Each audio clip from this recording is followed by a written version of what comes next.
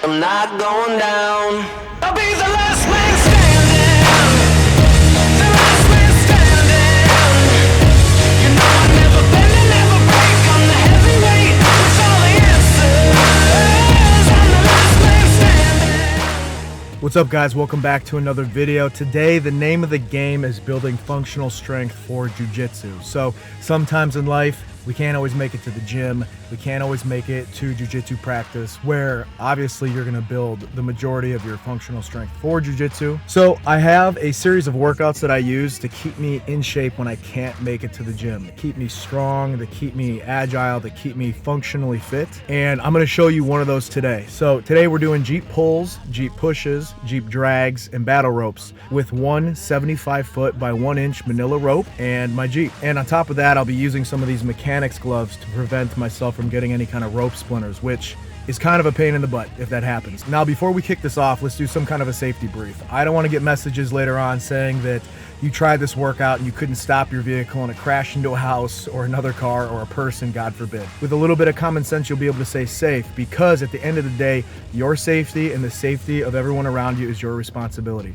So you need to make sure you're using good decision-making skills here. The first thing you're gonna need to watch out for is to make sure you're on a level ground. You don't wanna be on a hill, because if you get your vehicle on a hill and you pop it into neutral and you start to pull it on a rope and it starts rolling faster than you can handle, well, eventually it's gonna stop, but probably not in a way that you'd like it to. So practicing these exercises on level ground is going to be priority number one. Priority number two is using an area that has no traffic. That's gonna be an old parking lot that no longer has any business at it. If you've got a long, flat driveway, that'll work. I'm on a access road in my development that leads to an area where they're building houses, but there are no houses yet. So there is no traffic on this specific road. It's nice and level. There's no one back here. It's perfectly safe. And lastly, if this is your first time trying this kind of workout, I'd recommend that you have someone in the driver's seat while you're doing this. When I first started doing these, I had my wife sit in the driver's seat at the brake at all times. Now, once I got used to this and I kind of got a feel for how my Jeep moves and how much weight is behind it, I was able to move on to doing these solo.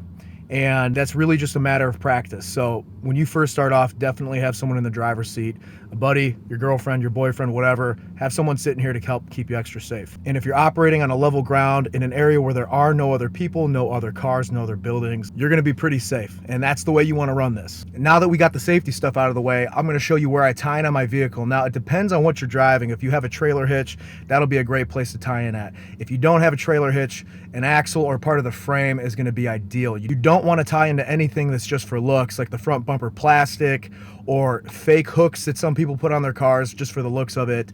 You're really gonna wanna use something more sturdy, like part of the frame, part of your axle, trailer hitch, those kinds of things. All right, let's show you where I'm tied in at. Right here. So as you can see, this lighter gray piece of metal, part of the frame right there at that attachment point right there, and that's not going to cause any damage to my Jeep. That'll be nice and safe for me.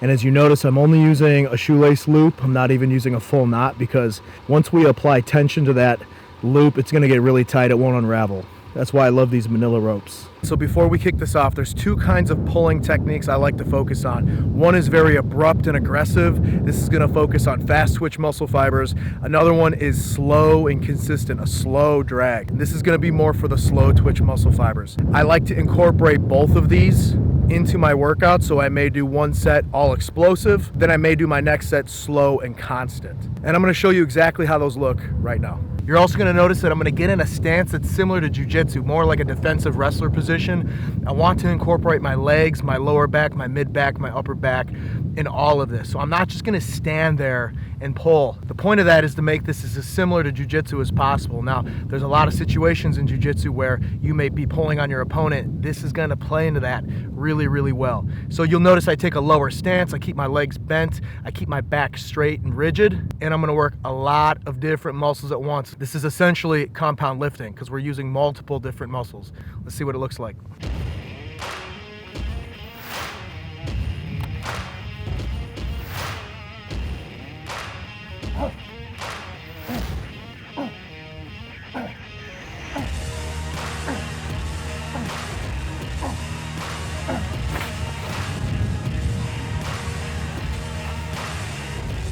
Now at this point, I'm going to push the vehicle back to its starting position.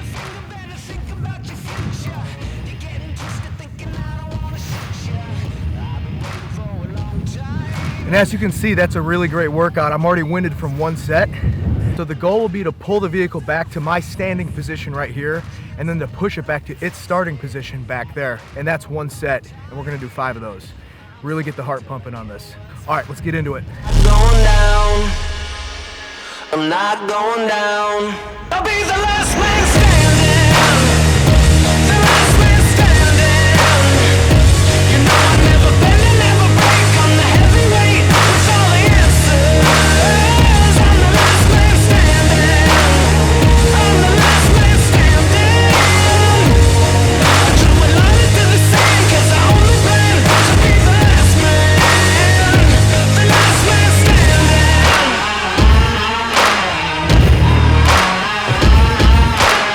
All right, now that those 5 sets are done, we can move into the next thing, which is Jeep drags. Now there's 2 variations of this. The first variation, I'll have the rope over my shoulder like a bag of presents that Santa would carry.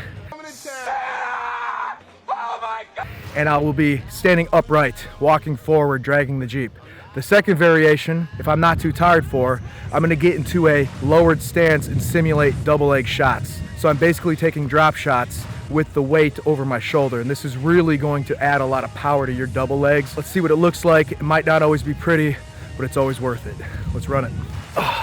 And being that I live in Ohio, I do like to partake in some cold weather training, so I'm gonna take advantage of this colder weather. It's about 35 degrees out. We've got a little bit of snow. So what I'm gonna do is start stripping some of these top layers to really indulge in those benefits from cold weather training. Let's get it.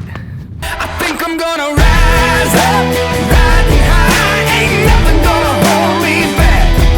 Now I'm on the move, got nothing to lose, like a freight train off the tracks. Come on up the mountain, set yourself free. Come on up the mountain, boy, listen to me. Come on up the mountain, set yourself free.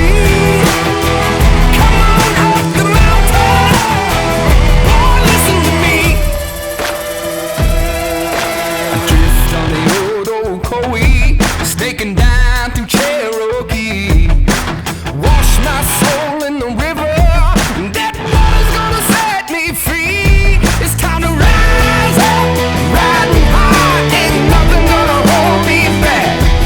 Now I'm on the move, got nothing to lose, like a freight train off the tracks. Come on up the mountain, set yourself free.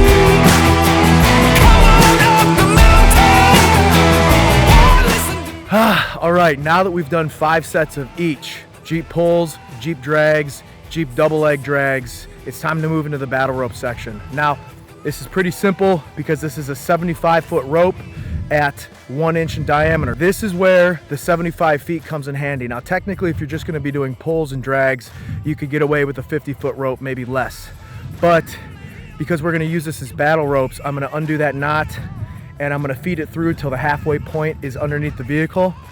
That extra 75 feet is gonna be really, really helpful. So we're gonna move into 5 sets at 60 seconds each. This is gonna be a burner. It's meant to be painful. It's a great way to finish this off. You're gonna get the blood pumping. You're gonna get those stamina benefits. And I like to think of this as the energy and the stamina I'd need for like a good hard scramble. When you're in the heart of the scramble, and normally it's either whoever comes out with the best positioning, or if you're pretty fairly matched, the person with the most stamina will come out on top. So I like to take every edge I can get. We're gonna hit that stamina right here now. And because it's the last exercise, you probably guessed it, the shirt's coming off. I'm popping top for this. I really want to maximize my time out here in the cold and the benefits I get from that.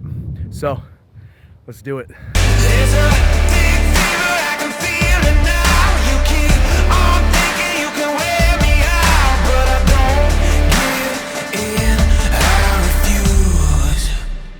I won't let up. I won't let up. I won't let up. I won't let up. I won't let up.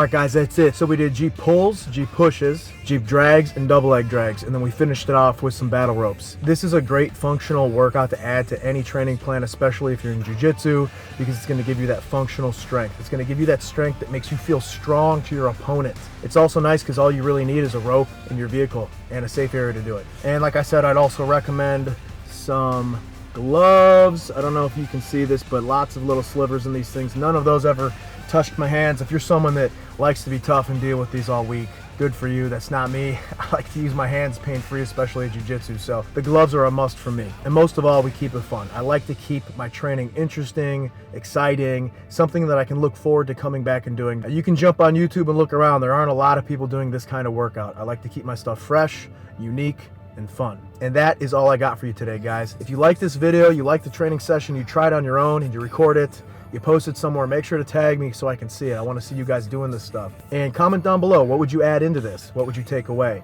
Let's use this opportunity to make each other better. Let's help other people in the comment section later on get better. This channel is all about growth and self-improvement, so let's help each other. And with that being said, guys, that's the video. You know how we like to end it. Eat plants, train hard, and feel good. And I'll see you in the next one.